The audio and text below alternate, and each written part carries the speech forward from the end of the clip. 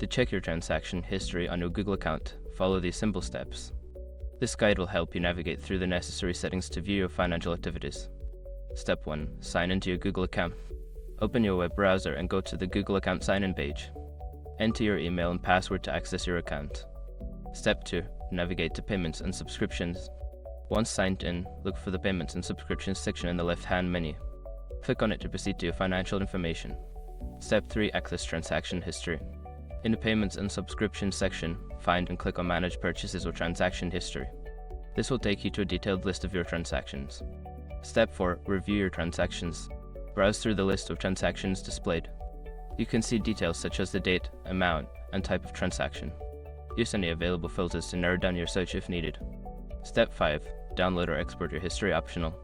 If you need a copy of your transaction history, look for an option to download or export the data. Follow the prompts to save the file to your device. By following these steps, you can easily check your transaction history on your Google account. Regularly reviewing your transactions can help you keep track of your spending and manage your finances effectively.